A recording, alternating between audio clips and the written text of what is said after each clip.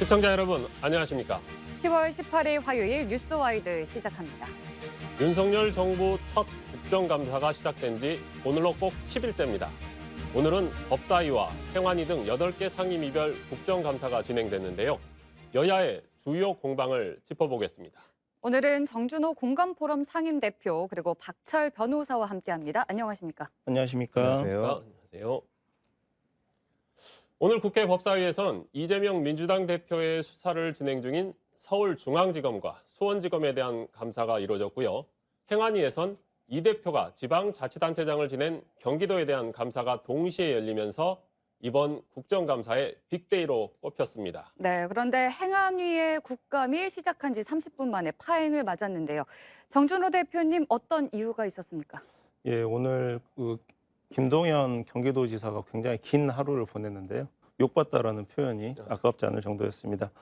이재명 대표에 대한 최종 수비수 역할을 이제 김동연 지사가 지금 한 게 됐는데 그만큼 국민의힘 의원들의 공세도 거셌습니다. 자료 제출 관련해서 왜 경기도에서 거부를 많이 했느냐. 그래서 이 문제로 파행을 좀 겪어서 의원들이 퇴장을 해서 파행을 하는 경우까지 있었고요. 네. 그다음에 국민의힘 의원들에 대한 이재명 대장동 의혹이라든지 이런 부분에 대한 질문에 대해서 수사 중인 사안이기 때문에 답변을 안 하겠다라고 했는데 김건희 여사와 관련된 공흥지구 관련된 내용과 관련해서는 답변을 잘하니까 국민의힘 의원들이 왜 편 가르기식으로 답변이 달라지느냐라고 이런 부분들이 좀 많이 있었습니다. 네, 정준호 대표가 지금 욕봤다 했는데 김동연 지사가 욕 보다가 화도 냈더라고요. 네. 박 변호사님 어떤 이유 때문에 화를 냈을까요? 국민의힘 조은희 의원이 일전에 인천 이천 쿠팡 물류센터 사고 때 이재명 지사가 마산에서 떡볶이 먹었던 거 혹시 지금 현 김 지사가 아주대에서 축구 시축 했을 때 화성제약회사에 화재 났다라고 하면서 이렇게 비판을 했었거든요. 이제 이 부분에 대해서 오늘 하루 종일 방탄 국감을 했다고는 하는데 본인의 국감, 어찌 보면 또 본인이 지금 수장으로 있는 경기도의 국감이 되어야 할 텐데 그렇지 않고 자꾸 전 지사인 이재명 또 대표에 대한 얘기가 나오기 때문에 또 나는 김동연인데 왜 자꾸 이재명 얘기를 하느냐라고 이렇게 화를 냈다라고 합니다. 사과 바로 했다며요. 네, 하셔야죠. 그래요. 근데 이게 지금 행안위뿐만 아니라 법사위에서도 파행을 했더라고요. 근데 법사위 파행은 사실상 저희가 예측했던 게 아니라 지금 기동민 의원하고 조정훈 의원이 이렇게 서로 이전 이야기를 하면서 기동민 의원은 최고 전엄이라는 문제를 가지고 웃자고 한 얘기인데 왜 죽자고 달려드냐 이런 적이었고 조정훈 의원은 계속 사과해라 나 그냥 잘못했으면 이러면서 이제 파행을 빚었더라고요. 결국 법사위가 궁금했던 건 그것도 이재명 대표 이야기입니다. 지금 쌍방울 그룹 그리고 대장동 개발 지금 정준호 대표도 변호사잖아요. 어떻게 보세요? 이제 국민의힘에서 바라는 오늘 국감에 이제 백미는 수사 과정에서 지금 이 쌍방울 의혹이라든지 이런 부분들이 좀 대북 이슈로 좀 넘어가는 그 가교를 좀 확인을 하고 싶은 게 제일 먼저였던 것 같아요. 그래서 대북 관련된 수사로 지금 방향이 잡혀가고 있느냐와 관련된 이제 수원 고검장에 대한 질문들이 있었는데 이제 검사장 분들은 워낙 이제 국감 경험도 많고 하다 보니까 원론적인 답변만 내놓지만은 분명히 이제 국민의힘 쪽에서는 대북 이슈로 넘겨갈 계획이고 그 관련된 자들의 소환이 예정이 돼 있다. 특히 지금 이해찬 전 대표라든지 이런 부분과 관련해서 소환 계획이 곧 있을 거다. 이런 정도 얘기가 나오길 바랬을 건데 검사장 분들 입에서는 아직까지 그 얘기가 나오진 않아서 좀 국민의힘 입장에서는 아쉬웠던 법사위 국감이었을 것 같습니다. 박 변호사님. 네. 박 변호사님이 냉정하게 이제 변호사로서 네. 이재명 대표 어려워집니까? 아니면 꿋꿋이 살아날까요? 험난한 길이 예정되어 있을 것 같습니다. 다만 지금 현재로서는 가장 최측근이었던 문화부시장도 뇌물수수 혐의로 지금 구속돼서 재판을 받게 돼서 아마도 이런 주변에 있는 인물들의 비리라든가 이런 것들이 결국에는 이재명 대표를 겨누고 있지 않을까라고 생각하고 있습니다. 네. 지금 보면은 이제 재판이라든지 수사 관련된 내용들이 워낙에 좀 다양하게 지금 제기가 되고 있거든요. 그래서 이재명 대표 같은 경우도 변호사이기는 하지만 이제 변론 방향을 좀 정하는 게 문제인데 예를 들어서 여러 가지 뭐 이화영 지사라든지 이런 부분과 선을 긋기를 좀 하는 식으로 변론을 해야 되는지 아니면 이 사안 자체를 그냥 공세라든지 아니면 무죄 주장을 하는 이런 식으로 가야 되는지 이 좀 입장을 좀 정리를 해야 되는데 워낙 좀 다양한 지금 쟁점으로 재판들과 수사가 진행이 되고 있기 때문에 그 부분을 좀 그 갈피를 잡기 좀 어려운 좀 난이도가 있지 않나 좀 그런 생각이 좀 듭니다. 네. 이재명 대표에 대한 이야기가 나왔으니까 바로 다음 주제로 넘어가도록 하겠습니다. 이재명 민주당 대표의 논란과 관련해서 또 하나가 이 방산업체 주식 보유와 관련한 논란이 있었는데요. 주식이야 살 수 있다지만 이 이후가 문제입니다. 그러고 나서 이제 상임위를 국방위로 지원한 부분인데요. 이 부분 어떻게 생각하십니까? 방산 주식은 살 수 있는데 과연 방산 주식을 상임위와 관련 없이 지금 그 공직자에 해당하는 국회의원이 소유를 하는 게 맞느냐?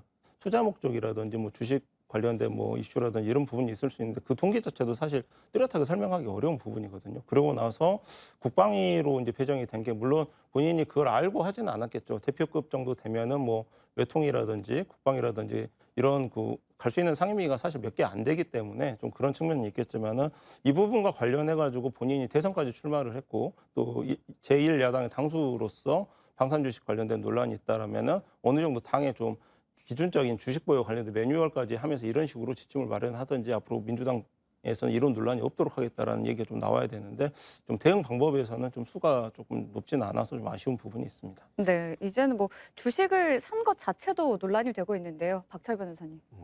주식을 매입한 시점을 얘기하자면 크게 문제는 되지 않을 것 같습니다. 다만 이 보유한 상태에서 지금 국방위로 보직을 받았다는 것 아니겠습니까? 네, 그렇다 그러면 일국의 대선을 나왔던 분으로서 당연히 주의하고 조심했어야 됐다고 생각하고요. 또 관련해서 또 최근에 이해충돌방지법이라고 해서 2022년 5월 19일부터 시행이 됐습니다. 그러면 관련 상임위의 의원들은 아직은 세부적 규칙은 마련되지 않았지만 되도록이면 관련된 주식들은 보유하지 않고 뭐 백지 신탁을 한다든가 아니면은 처분한다든가 했어야 됐다라고 생각하거든요. 그 부분에서 조금 아쉬움이 있는 대목인 것 같습니다. 근데 그 아쉬운 부분을 사실은 그 지금 민주당 내에서도 아쉬워하는 분들이 있는 것 같더라고요. 오늘 보니까 그 전재수 의원이 이 부분에 대해서 발언한 내용이 있습니다. 함께 먼저 들어보고 이야기 나누겠습니다. 대통령 선거를 졌잖아요. 네네. 대통령 선거 진 것은 이재명 대표 개인이 진 것이 아닙니다. 좁게는 이재명 후보 개인이 대선에서 진 것입니다. 좁게는. 네. 그러나 넓게 크게는 민주당이 진 것이고 민주당을 지지했던 1,600만 명이 넘는 국민들이 진 겁니다. 그래서 이 지지했던 숱하게 많은 사람들이 뉴스도 못 보고 말하자면 이게 널브러져 있는데 주식을 혼자 산 거죠. 정신 차리고 주식 거래를 한다. 물론 주식 거래 할 수 있죠. 누구나 자본시장에 참여해서 뭐 할 수 있죠. 그러나 지지자들을 생각하고 또 일국의 대선 후보 또 민주당의 대선 후보였는데 그걸 생각을 한다면 극히 개인적 이익, 개인적 사익에 해당하는 이 주식 거래는 상당히 엄청 대한민국 전체 공익을 내걸고서 했던 분 또 지지했던 사람들에게 좀 실망스러운 측면이 분명히 있다. 네. 그렇게 생각을 합니다. 네. 전재수 의원 말 중에 뉴스도 못 보고 널브러져 있는데 혼자 정신 차리고 주식 거래를 한다? 어떻게 생각하세요? 정신 못 차렸다라는 말을 이제 돌려서 얘기를 하신 거라고 생각이 들고요. 그다음에 이제 아까 나왔던 단어 중에 이제 공익이라는 단어가 좀 나왔거든요. 그래서 이재명 대표에 대한 좀 당내 비판적인 시각이 어떤 측면에서 지금 문제가 되고 있는지가 좀 나오고 있는데 우리들은 다 공적으로 이렇게 다 우리를 희생에 내려놓고 희생해 가면서 대선을 치렀는데 이재명 대표가 과연 대선 전후 대표 취임 전후로 좀 그런 모습을 좀 보여주고 있느냐. 그렇지 않고 지금 온통 이재명 리스크라든지 이런 부분과 관련해서 문제가 되고 있으면 본인이 뭔가 좀 정리를 해주는 모양새가 나와야 되는데 한가롭게 주식 투자 뉴스만 좀 나오고 있다라는 부분이 이제 나오는 부분입니다. 전재수 의원이 이제 이 비슷한 이슈가 있을 때마다 좀 총대를 많이 매는 역할을 하긴 했었는데 저는 이제 눈길이 가는 거는 이재명 대표가 친명 체제를 구축을 다 했는데 전재수 의원이 지금 이렇게 공개적으로 비판을 나서는 거는 이재명 대표에 대한 그 견제 세력이 역시 좀 부산 쪽 관련된 좀 PK 쪽 민주당 의원들이 결집을 해가지고 좀 세력화를 도모하는 거 아니냐라는 것도 조심스럽게 좀 예측이 되는 부분입니다. 박 변호사님, 네. 전재수 의원 이렇게 이야기하니까 반대편에서 안민석 의원이 무슨 얘기를 했냐면 갈치는 갈치를 먹고 큰다. 내부 총질은 갈치 정치라고 이렇게 비판을 했단 말이에요. 어떻게 보십니까? 현 정부가 폭주하고 있고 실정하고 있다는 것은 공감대가 있다고 생각합니다. 이 상황에서 내부에서 좀 더 단합되고 한 목소리를 내야 된다는 취지는 제가 공감을 하겠습니다마는 우리가 민주적인 정당 운영을 해야 되지 않습니까? 내부에서 당대표를 하더라도 실수를 하거나 실언을 하게 되면 당내에서 비판하고 또 정화하는 노력이 있어야 되거든요. 네, 그러한 표현조차도 이렇게 갈치는 갈치를 먹고 산다처럼 마치 동족을 상잔한다는 뜻의 의미를 이렇게 언급을 하게 되면 오히려 우리 지지자들도 등을 돌릴 수 있는 기회가 되지 않을까 생각하고요. 지나치게 그 우호적인 뭐 충정이겠습니다만은 조금 자제하는 것이 좋지 않을까 이렇게 생각합니다. 오늘 한노위에서는 민주당이 단독으로 김문수 경산호 위원장을 검찰에 고발하기로 했습니다. 이제 문재인 전 대통령을 김일성주의자라고 한 게 이제 국회 모독에 해당한다는 건데 이게 국회 모독 맞을까요? 어떻게 보세요? 이제 이렇게 좀 자신 있는 표현이 나오는 거는 예전에 이제 고영주 위원이 그 문재인 공산주의자 발언에 대해서 최종적으로 법원에서 이제 무죄 판결을 받았었거든요. 거기에 대해서 그 김문수 위원장이 어느 정도 그 뉴스를 보고 좀 자신감을 찾은 게 아닌가 싶은 생각이 좀 나는데요.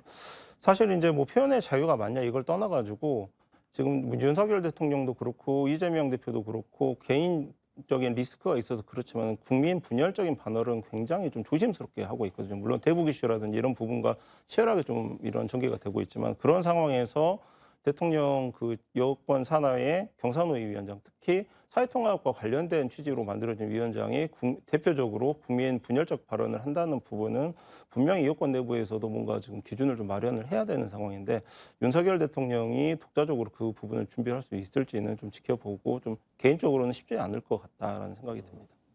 그러니까 사람들 하나로 모으라고 자리를 줬더니 확실히 자기 편만 하나로 모으는 그런 지금 상황이 되는 거예요.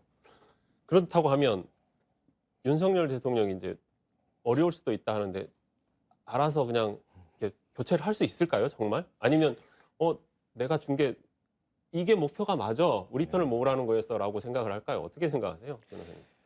제 생각하기에는 해야 하는데 하지 않을 것 같습니다. 제 생각에는 뭐 아침에 이렇게 대통령 출근하면서 브리핑 할 때도 뭐 김문수 위원장이 아마 해명할 것이다 뭐 이런 식으로 발언한 것으로 잘 알고 있거든요.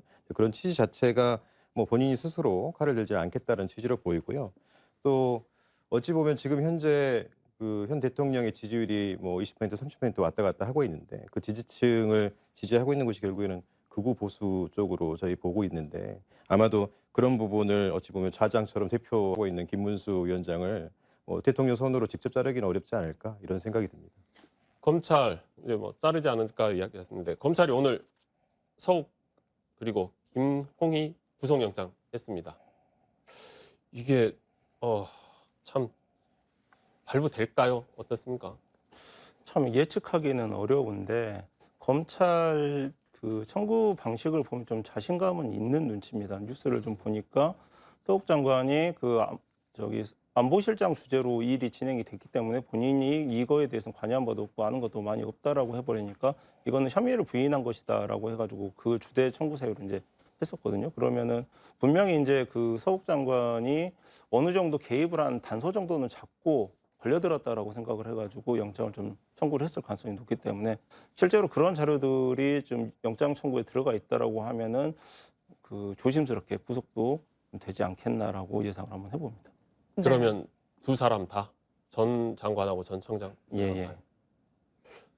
이게 박 변호사님 보시기에는 어떻겠습니까? 두 사람 다 진짜 일단은 구속영장이 발부되려면 증거인멸이나 도주위험이 있어야 하는데 뭐 도주위험이야 없겠죠. 뭐 원인으로 찾는다면은 뭐 증거인멸, 말 맞추기를 할 가능성이 있다 이런 이유로 아마 발부를 하지 않을까 싶은데요. 제 생각에는 뭐 지금 현 정권이 모든 정보를 쥐고 있는 상황에서 증거를 인멸하면 또 얼마나 인멸하겠고 말을 맞추면 얼마나 맞추겠습니까? 또 내부에서 직원들의 증언 때문에 사실은 지금 이런 구속영장 발부가 구체화된 것으로 잘 알고 있거든요. 네. 그래서 법원의 입장에서는 뭐 말씀드리기 조심스럽습니다만은 두 가지 사안이 없기 때문에 구속영장은 발부되지는 않아야 되는 것이 아닌가 저는 개인적으로 그렇게 생각합니다. 근데 지금 정 대표께서 말씀하신 대로 발부된다. 그러면 앞으로 어떻게 향후 수사는 어떻게 될 것 같아요?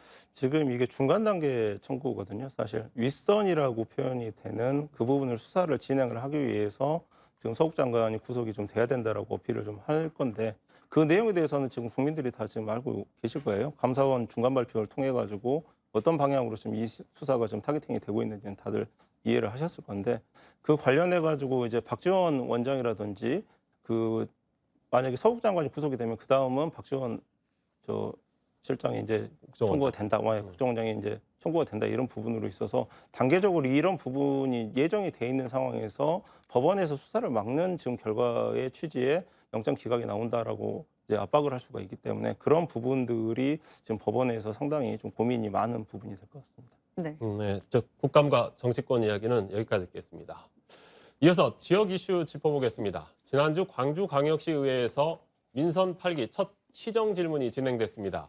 민선 7기 때 광주를 한류 문화의 중심지로 만들겠다며 추진된 평동 준공업단지 개발 사업이 도마 위에 올랐는데요. 강기정 광주시장이 이해할 수 없는 사업이라면서 사업 재검토를 하겠다고 밝혔습니다. 먼저 관련 기사부터 함께 보고 오시죠. 지난 1998년 고생하셨습니다. 준공업지역으로 지정된 뒤 개발이 가로막힌 광주 평동 준공업단지입니다. 민선 7기 광주시는 이곳에 아파트와 주상복합 8천여 세대를 짓게 해주고 그 수익으로 한류문화 콘텐츠 시설을 만들겠다는 계획을 발표했습니다. 하지만 우선 협상 대상자로 선정된 현대엔지니어링 컨소시엄과 광주시가 서로 다른 구상을 내놓으며 사업은 멈춰섰고 광주시와 사업자 간 행정소송이 진행되고 있습니다. 광주시의회는 시정 질의를 통해 이 사업이 특혜의 결정판이라고 지적했습니다. 복합 문화 공간을 짓겠다는 미끼로 아파트 개발 사업을 추진하려고 했던 토건 세력과 그들에게 노란한 공직자의 부도덕성이 이번 사건의 본질은 아닌지 살펴봐 주시기 바랍니다. 사업을 기획한 특정인이 전국 지자체를 상대로 한류 문화 시설을 제안하고 다녔고 광주시 공무원과 수차례 접촉했다는 점, 그 사업가가 유령 회사를 만들어 컨소시엄에 참여했다는 점 등이 의혹의 핵심으로 거론됐습니다. 강기정 광주시장도 이해할 수 없는 사업이라며 사업을 재검토하겠다고 밝혔습니다. 컨셉의 문제, 추진 주체의 문제, 과정 이런 것은 재검토해서 그에 맞는 책임을 지울 수 있는 데는 책임을 지우도록 하겠습니다. 다만 우선 협상 대상자 취소는 적법했다며 행정소송 항소심에 적극적으로 대응하겠다고 밝혔습니다. 광주광역시의회 시정질문에서 평동 준공업단지 개발 사업의 문제점을 지적한 강수훈 광주광역시 의원 이 자리에 나와 있습니다. 안녕하십니까? 네, 반갑습니다. 네. 시정질문에서 이 개발 사업의 문제점을 강하게 비판을 하셨잖아요. 어떤 문제점이 구체적으로 있습니까? 사업 추진 경위를 말씀드려야 될 것 같은데요. 지금이 9대 광주광역시의회입니다. 그런데 지난 8대 의회 때부터 여러 선배 의원님들께서 이 부분이 아주 문제가 있다. 특히 특혜 의혹에 대해서 많이 지적을 해주셨어요. 그리고 지난 9월 1일이죠. 여기 평동을 중심으로 해서 개발을 하겠다고 하는 우선 협상 대상자와 우리 광주광역시가 행정소송을 진행을 했는데 우리 광주시가 패소를 했습니다. 이제 그때부터 이 과정을 들여다보게 되었고요. 네. 구체적으로 이제 문제점에 대해서 제가 좀 설명을 드리면, 제가 들을게요. 네, 이 4번까지가 이제 민선 6기 그리고 이 5번부터가 민선 7기 이용섭 시장 때부터 진행이 된 내용인데 민선 6기에 이미 평동 준공업 지역을 어떻게 관리할 것인지에 대한 연구 용역이 있습니다. 여기에 나온 결과는 기존의 국토부 KTX 투자 선도를 변경해서 잔여 3개 마을을 추가 편입하는 방안과 그렇지 못하면 주민 주도로 지역주택조합 설립 이주 대책을 추진하는 것을 제시를 했는데 갑자기 민선 6기에서 민선 7기로 바뀌는 과정에서 평동이라는 느닷없는 지역에 한류 문화복합 투자 선도지구를 하겠다라고 하고 2020년 10월에 도시개발사업 방침 결재를 받게 됨으로써 갑자기 평동에 한류와 문화라고 하는 키워드가 들어가면서 평동 지역들의 주민들의 의사와는 상관없이 진행된 사업이 문제가 발단이 되었다고 생각합니다. 네, 정준호 대표님은 이 일련의 과정들을 어떻게 보셨나요? 아까 강수원 의원님께서 느닷없이라는 단어를 쓰셨는데요. 네. 그 부분이 좀 많은 걸 함축을 하는 단어인 것 같습니다. 정주 여건 개선과 관련된 민원이 나왔는데 그 답을 이제 개발 사업으로 했다라는 부분이 지금 광역자치단체에서 좀 문제 접근법에 대해서는 굉장히 좀 문제가 많은 좀 이슈라고 좀 보고요. 그래서 갑자기 이제 한류 문화 집적 단지로 간다. 이게 광주에서도 지금 군공항 이전과 관련돼서도 나오는 얘기지만은 뭔가 개발 사업을 하고 마을이 이주를 했을 때 그 남아있는 땅을 어떻게 개발을 할 것인가, 뭘로 지금 유치를 할 것인가 이런 식으로만 접근을 하다 보니까 지금 뭐 아이템도 없는데 한류 문화 집적 단지라고 하는 좀 선점적인 이슈로 좀 다가가려고 하는 그런 인식 자체가 좀 바뀌어야지 개선이 좀 될 여지가 있는 것 같습니다. 네, 특히 이제 특혜 부분에서 큰 문제가 있다라고 말씀을 하셨습니다. 어떤 것이 문제가 되는 것입니까? 그 이 진행 상황에서 이 도시개발사업 방침결제를 받고 사업 제안이 공고가 내고 이 현대 엔지니어링 컨소시엄이 단독으로 입찰에 참여를 합니다. 그런데 이 컨소시엄 중에 이 스카이 11이라고 하는 회사가 문제가 된 것인데요. 네. 여러 가지 문제점에 대해서 제가 설명을 드리겠습니다. 먼저 지역 전략 산업 관련해서 계량 평가에서 이 업체 그 관련해서 빵점을 받습니다. 빵점을 받는데 선정이 됐고 이 스카이 11이라는 회사가 사업 목적에 보면 27건입니다. 도대체 무슨 사업을 하겠다라고 하는 건지 의심이 갈 수밖에 없고요. 27건이면 아무거나 다 할 수 있는 그렇습니다. 뭐 광고 기획에서부터 부동산, 뭐 도소 매업까지 다 들어 있더라고요. 또 이 사업 제안 공고가 난 게 2020년 10월 19일입니다. 그런데 이 사업 회사가 성립된 게 그로부터 10일 뒤입니다. 2020년 10월 29일 날 회사가 성립이 되었고 이 회사 주소지가 제주도에 있는데 이 회사가 성립된 당시에 나대지입니다. 건물이 없습니다. 그리고 이 회사를 만든 사람, 제가 사업 브로커라고 이야기를 하고 있는 사람 이세종이라고 하는 대표인데요. 이 대표가 정치인입니다. 그 전에 한나라당에서 공천 신청을 해서 탈락하기도 하고 무소속으로 출마하기도 했는데 2005년부터 SM 이수만 회장과의 인연을 배경으로 뭐 경기도 고양, 경북 문경, 경기도 오산, 경남 창원에 이르기까지 빈 땅을 보면 이렇게 한류 문화를 얹어서 개발을 해보려고 하는 여러 시도들을 했고 그 시도를 광주에서도 하고 있는 것이고요. 네. 특히 특혜 의혹이라고 제가 강하게 주장을 하는 것이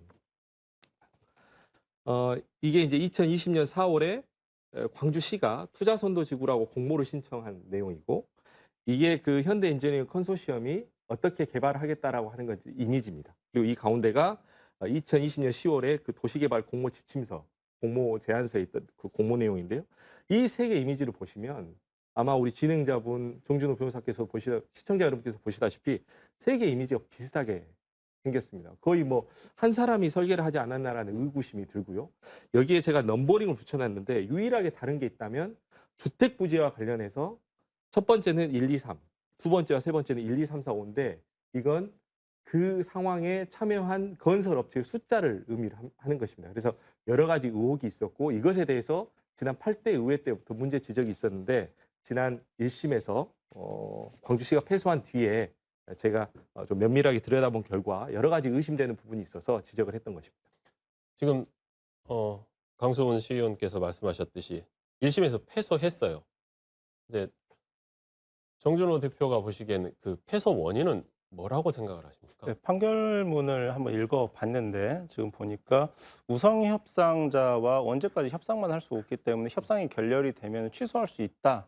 그 권한은 있다라고 인정을 했는데 그러면 과연 그 권한을 행사를 하는데 재량권 관련해서 좀 남용이 있었냐를 따졌거든요. 그래서 중요하게 받아봤던 부분이 이제 이용섭 시장이 그런 얘기를 했었어요. 시정 질의 관련해 가지고 그 해당 년 9월까지는 협상을 좀 진행을 하겠다라고 얘기를 했는데 그 협상 파기가 5월경 6월 달에 이제 이루어지게 됩니다. 그러면은 그 다소 앞당겨져서 이렇게 협상이 파기게 된 경위에 대해서 재판부가 심리를 해봤는데 원고 쪽에서 사업자 쪽에서 했던 말이 도저히 한 달 만에 우리가 할 수 없는 내용의 뭔가 사업계획서라든지 이런 걸 요구를 했다. 그래서 재판부에서 실제로 그게 그러면 물리적으로 숙제가 가능한 내용이었는지를 따졌는데 그 부분이 전부 한 달 안에는 물리적으로 불가능했기 때문에 그런 기회도 안 줬기 때문에 시에서는 좀 우상협상자 그 지휘 파결이 좀 성급했다 이런 식으로 좀 결론을 냈었습니다. 그렇다고 하면 사실은 이제 아까 저희가 민선 8기, 뭐 민선 7기 계속 이야기했잖아요.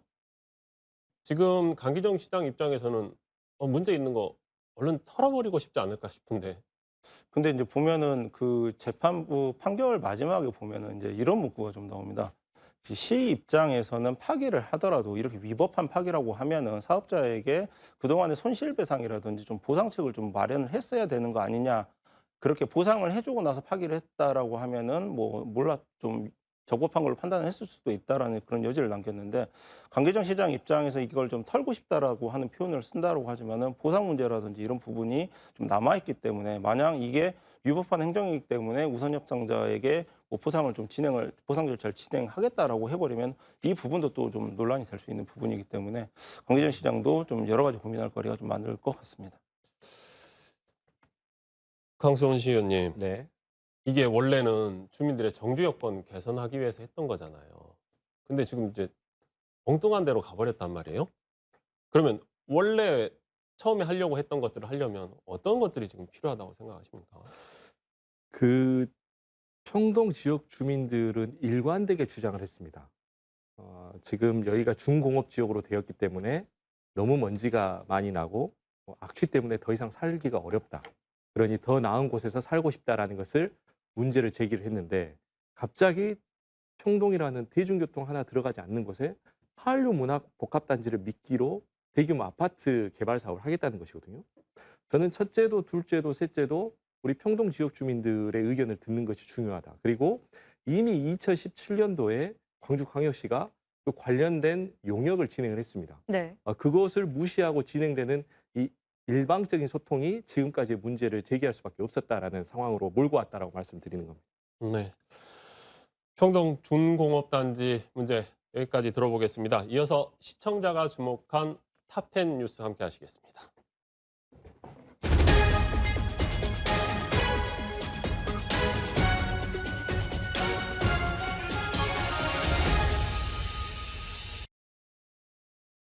뉴스 탑10 KBC 기사 가운데 오늘도 카카오 관련 기사가 상위권에 올랐습니다.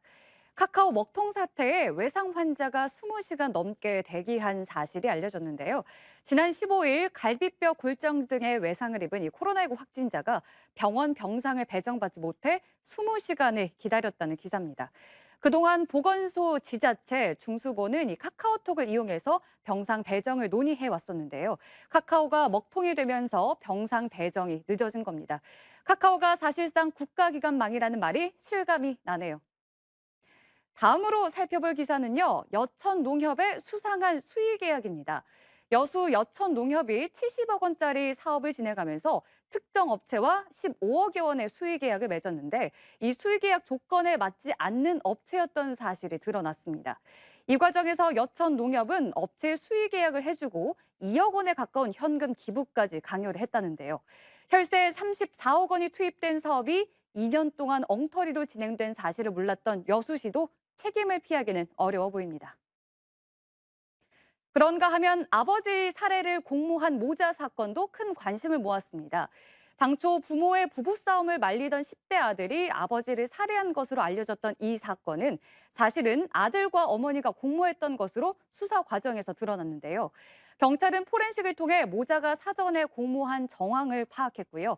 어머니가 남편 명의로 생명보험에 가입했던 사실까지 확인했다고 합니다. 지금까지 뉴스 탑10이었습니다. 네, 강수현 의원님. 이게 아까 기사에도 나왔지만 카카오톡으로 병상 배정까지 했다. 이게 그러니까 저희가 민간 기업인데 공공의 영역에서 충분히 일을 해오고 있었다는 게 이번에 드러났잖아요. 이게 공공 영역에 대안이 과연 없을까요? 저는 필요하다고 봅니다. 사실 이제 민간이라는 곳에서 너무 공용 기업이 돼버리고 특히 플랫폼 영역에서 진행되는 부분이 있는데 저는 그런 것들은 국가나 공공기관 영역에서 충분하게 이제 조치를 취할 때 우리 국민들이 그로부터 피해를 덜 볼 수 있다 이렇게 말씀드리고 싶습니다. 정진호 대표는 어떻게 보세요? 이런 지금 뭐 행정이 사실 수혜에 좀 따라가야 되는 측면이 있다라고 보면은 문자에서 이제 그 카카오톡 메신저로 옮겨왔기 때문에 그에 맞춰서 진행되는 건 좀 불가피한 부분도 있거든요. 민주당에서도 당원 투표 안내라든지 이런 거 다 카카오톡으로 지금 오는 세상이 좀 돼버렸기 때문에 다만 이번 사태를 통해 가지고 지금 국민들이 한쪽 플랫폼에만 너무 의지하는 게 좀 문제가 있을 수 있다는 걸 인식을 했기 때문에 그거에 대한 좀 대안 시스템은 국가에서 좀 직접적으로 좀 공공 단위에서 고민을 좀 해야 될 것 같습니다. 네, 지금이라도 이번 사태를 계기로 대책을 마련해 보기를 좀 기대해 보겠습니다. 한편 이제 수의계약 조건에 해당하지 않는데 수의계약을 한 이 여천 농협에 좀 문제가 있었습니다. 어떻게 보셨습니까? 사실 뭐 단위 농협에서 수의계약 문제가 되는 거는 뭐 이슈화가 안 돼서 그렇죠. 굉장히 좀 비일비재한 일이라고 좀 보고요. 네. 지금 농협 같은 경우에 있어서도 선출직 조합장과 관련돼서 이제 그런 좀 이권 카르텔이 좀 형성이 되는 경우가 또 많이 있기 때문에 특히 또 내년에 또 조합장 선거들이 대대적으로 좀 예정이 돼 있어가지고 올해 좀 드러나야 될 빙산이 드디어 좀 일각으로 드러났다라고 좀 평가를 해보고 싶습니다. 네. 농협 개인의 농협 단위 농협의 문제일 수도 있지만 이게 지금 세금이 들어가잖아요. 세금이 35억이나 되는데 그 세금 받아낼 수 있습니까? 그러니까 이게 좀 문제가 좀 있는데 국가 예산이 좀 투입이 되는 부분은 이제 감사를 통해 가지고 사후적으로 이 부분을 좀 교정을 하는 방식을 좀 택하거든요. 어쩔 수 없습니다. 이거 미리 알아서 뭐 예상을 해서 이제 비를 걷는 부분은 아닌데 그래서 지금 법원에서도 굉장히 지금 단위 농협이라든지 농협 관련된 대출 부실이라든지 관련해서 구속 수사 원칙이 뭐 좀 정평이 있을 정도로 진행이 좀 되고 있는데 선출직 그 조합장 뽑는 단계에서도 좀 그 부분이 좀 감안이 돼서 좀 유권자들이 좀 골라서 선택을 할 수 있는 그런 시스템이 좀 마련이 될 필요가 있습니다. 네, 알겠습니다. 두 분 함께 했던 이야기는 여기까지 듣겠습니다. 함께 해주셔서 감사합니다. 감사합니다.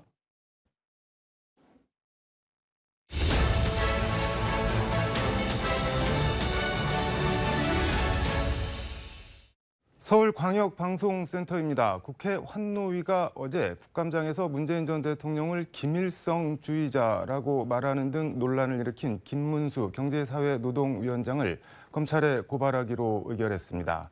여의도 초대석 국회 환노위 이은주 정의당 의원과 관련 얘기 해보겠습니다. 의원님 안녕하세요. 지금 시작한 건가요? 네. 뭘 한참 적고 계셨네요. 네. 어제 환노위 국감에서 김문수 경사노위 위원장에 대한 검찰 고발을 의결을 했는데 네. 국민의힘 의원들은 표결 불참하고 항의로 이렇게 퇴장을 했는데 고발 사유가 어떻게 되나요? 네. 지난 환노위 네. 경사노위 국정감사 때 네. 김문수 위원장께서 네. 하신 발언 즉 그것이 국회에서의 증언 감정 등에 네. 관한 법률상 국회 모욕죄와 위증죄 혐의로 고발하는 것을 의결을 했습니다. 지난 12일이죠. 환노위 국감에서 김문수 경사노위 위원장한테 레드 카드를 주셨습니다. 네. 레드 카드를 갖고 나가실 생각을 어떻게 하신 건가요? 사실 처음 임명됐을 때 너무 부적절한 인사이기 때문에 몇 번 정의당 비대위원장으로서 원내대표로서 입장을 밝혔습니다. 근데 이제 임명이 강행이 됐고 그래서 국감장에서 한번 기회를 저는 줄 생각이었습니다. 경사노위 위원장으로서 필요한 자질. 결국은 대화의 상대방을 인정해야 되는 거고 그 상대방에게 했던 그동안의 막말과 이 부분에 대한 명확한 사과 그리고 앞으로 이제 잘해 나가겠다라는 이제 약속을 받으려고 했는데 분명히 이제 두 가지 길이 있는 거죠. 사과를 할 수도 있고 안 할 수도 있고 레드카드를 사용하지 않기를 바랬죠. 그런데 김문수 위원장이 자초를 했다 그런 말씀이신 건가요? 그렇죠. 그 막말이라고 말씀을 하셨는데 김문수 위원장 민주노총은 김정은의 기쁨조 등등 해서 참 이런저런 논란이 되는 말씀들을 많이 하셨는데 좀 민망하긴 한데 좀 한번 짚어보고 갈까요? 그동안 제가 가져왔습니다. 네네. 참 쌍용차 노조는 자살 특공대다. 노조는 머리부터 세탁해야 한다. 또 민노총이 김정은 기쁨조 맞지요. 화물연대 자체가 바로 북한에서 하고 있는 것과 똑같다. 차마 입에 담기 어려운 그런 노조에 대한 혐오를 담고 있는 그런 막말이죠. 이게 심상정 전 정의당 대표가 김문수 위원장에 대해서 이렇게 말씀을 하신 적이 있는데 동지로 지내던 시기에 뭐 김문수는 전설이었다 뭐 이렇게 말씀을 하신 적이 있는데 70년대 80년대 이렇게 노동운동이 어떻게 보면 대명사인데 지금 어떻게 이렇게 반노조관 어떻게 보면 갖게 됐는데 아무튼 윤석열 대통령은 뭐 임명을 철회하거나 그럴 뜻이 없어 보입니다. 뭐 어떻게 할 수가 있을까요, 그러면? 네, 뭐 노동조합을 가장 잘하는 인물이다라고 오히려 그렇게 얘기를 했는데 노동 현장과는 대화 자체가 불가능한 그런 분입니다. 반노동, 반민주, 극우 인사다.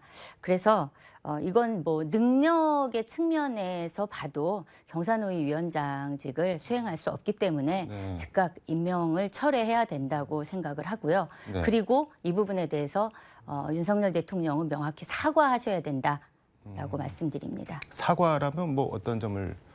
계속해서 임명과 관련해서 국무위원들 여러 명들 있었죠. 근데 한 번도 제대로 된 사과가 없었습니다. 그리고 이런 인사참사는 계속 일어나고 있다고 보고요. 그래서 국민들께 명확히 사과해야 한다고 봅니다. 지금 뭐 민주노총이 경사노위에 안 들어가 있긴 한데 한국노총도 김문수 위원장 계속하면 우리도 뭐 나가겠다 뭐 그런 입장인 것 같은데 그러면 경사노위 자체가 와해가 되는 거 아닌가요? 노동조합이 없는 경사노위는 존재할 수가 없는 거죠. 예, 그러니까 빨리 경사노위가 정상화되기 위해서라도 김문수 경사노위 위원장은 임명 철회가 맞다고 봅니다.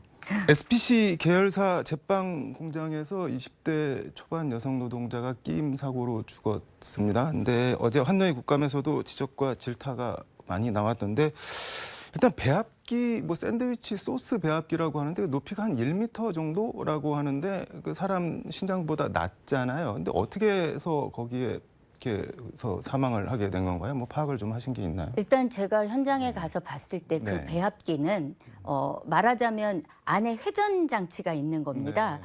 그러면 언제든지 안전사고가 발생할 수 있기 때문에 산업안전보건법상도 그렇게 회전기가 있는 기계 같은 경우는 반드시 뚜껑이 부착되어야 한다라고 되어 있습니다.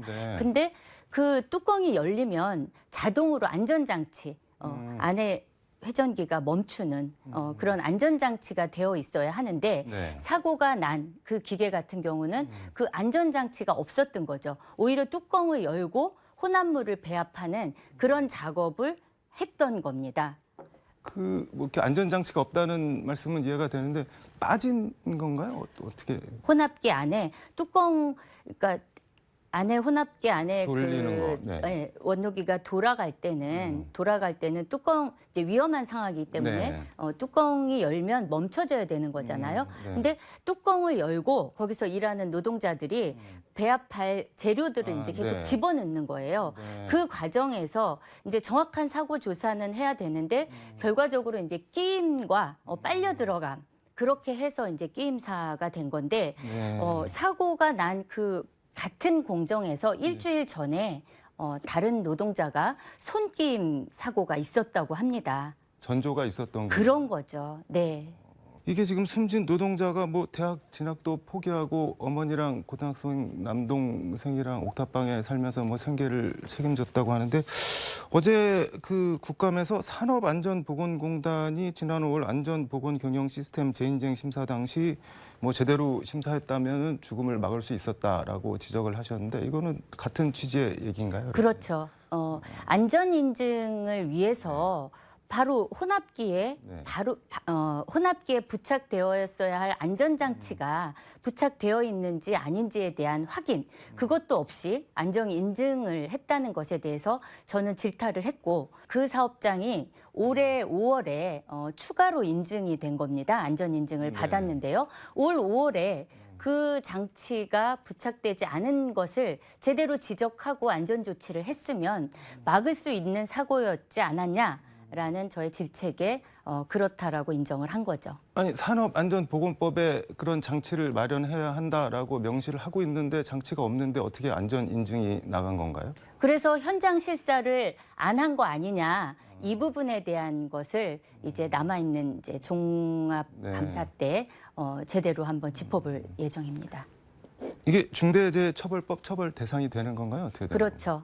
예, 산업안전보건법상 안전 네. 의무를 제대로 이행하지 않았을 때 네. 처벌 대상이 되고요. 네. 윤석열 대통령이 뭐 정확한 사고 경위와 함께 구조적인 문제는 없었는지 파악하라 이렇게 뭐 지시를 했는데 지금 국민의힘은 뭐 중대재해처벌법에서 최교 경영자의 책임과 처벌을 좀 완화해주는 쪽으로 시행령 개정을 지금 뭐 추진한다고 하는데 뭐 어떻게 봐야 되는 건가요, 그러면은? 그래서 네. 그 일관성 있게 뭐 네. 대통령께서 어제 하신 말씀 그대로 가야 한다. 바로 중대재해법 시행령을 통해서 네. 중대재해법의 취지를 왜곡하고 처벌을 완화하게 되면 결국은 이런 재해로 일하다 사망하는 노동자들을 막기 위해서 만든 법이 취지를 왜곡하게 된다는 걸 다시 한번 강조드리고 싶습니다. 윤석열 정부는 왜 이렇게 시행령 갖고 뭘 하는 걸 좋아할까요? 뭐 여소야대 네.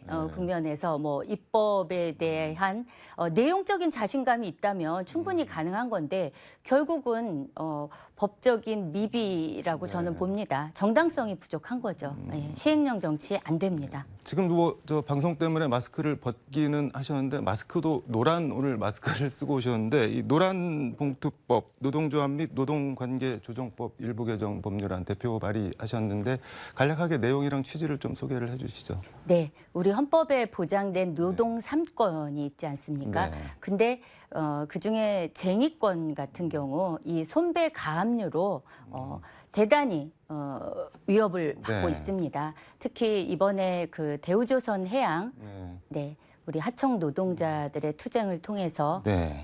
이 부분이 수면 위로 올라왔습니다. 20년 근속 노동자의 한 달 월급이 200만 원이었습니다. 이대로는 살 수 없지 않습니까? 네. 근데 그 노동조합이 합법적인 쟁의권을 얻기 위해서 그동안 노력을 했고 1년 반의 절차를 네. 거쳐서 합법적인 파업을 했는데도 불구하고 평화적인 합의 타결을 했습니다. 하지만 마지막에 남은 거는 네. 470억의 손해배상입니다. 200만 원 노동자 300년을 안 쓰고 안 먹고 네. 모아도 갚을 수 없는 돈입니다. 결국 이 손해배상 청구, 손배 가압류는 노동조합한테 그리고 노동자를 파업한 노동자를 징벌하겠다는 거죠. 네. 그리고 노동자뿐만 아니라 가족까지. 그래서 제가 낸 노란 봉투법은 노동조합이 네. 헌법에 보장된 권리가 제대로 쟁의권이 제대로 보장될 수 있도록 하고 그다음에 지금 사실 뭐 플랫폼 특수고용 노동자 비정형 노동자들이 대단히 많습니다. 하지만 현행 노조법 네. 2조는 노동자의 정의가 대단히 협소합니다. 그리고 하청 노동자의 진짜 사장인 그 사용자에 대한 정의도 마찬가지입니다. 그래서 노조법 2조 개정을 통해서 노동자와 사용자의 정의를 확대하고 네. 그리고 그 정리해고 같은 경우 네. 노동자와 가족들의 생사가 달린 문제인데 네. 그 정리해고가 쟁의의 대상이 되지 않습니다. 네. 그래서 그 쟁의의 대상을 또 확대하고 또 손배 가압류를 제한하는 그런 법입니다. 하지만 불법 또 뭐 파괴 행위가 있는 그런 파업에 대해서는 손배 청구가 가능합니다. 네, 그래서 이 노란 봉투법은 바로 노동자의 쟁의권을 보장하고 평화적으로 평화적으로 네. 노동자와 사용자가 대화할 수 있는 그런 법이다. 이렇게 말씀드리고 싶습니다. 뭐 자본가라는 단어 이렇게 혼자 화들짝 놀라시나요? 이게 그 뭐 취지는 알겠는데 사용자 입장에서는 그 파업을 해서 손해가 났으면 어디서든 우리는 보상을 받아야 되는 거 아니냐?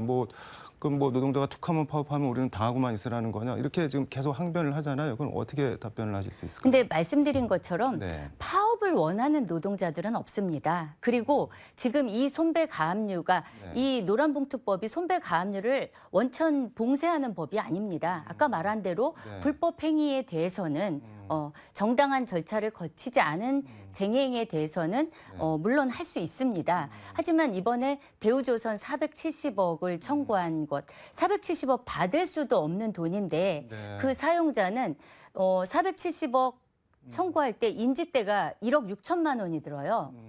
받을 수 없는 돈이고 그리고 청구 근거도 근거가 없습니다. 네. 그것은 경영계에서 왜곡된 이야기다라고 말씀드리겠습니다.